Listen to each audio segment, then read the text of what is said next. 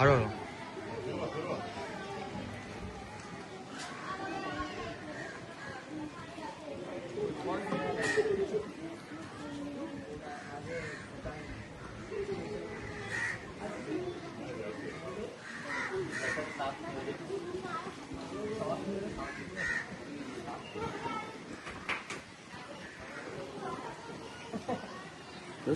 Ball खाली ठेवल्यावर चालतो.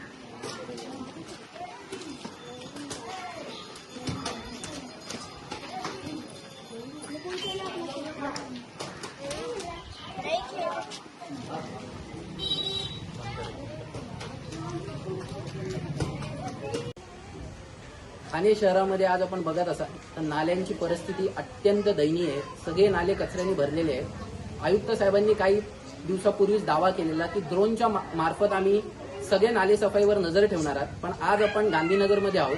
आपण बघत असाल की इकडे नाले सफाई अजिबात झालेली नाही. नाल्यांची परिस्थिती एवढी बिकट आहे का सगळीकडे दुर्गंधी पसरलेली आहे. आज ठाणे शहरामध्ये जवळपास 300 किलोमीटरचे नाले. आज 15 तारीख आलेली आहे मेची. आणि जर ही परिस्थिती असेल ठाण्यामध्ये तर येत्या काही दिवसामध्ये हा जो नाला आहे जर चुकून पाऊस आला तर हा सगळा कचरा लोकांच्या घरी जाईल.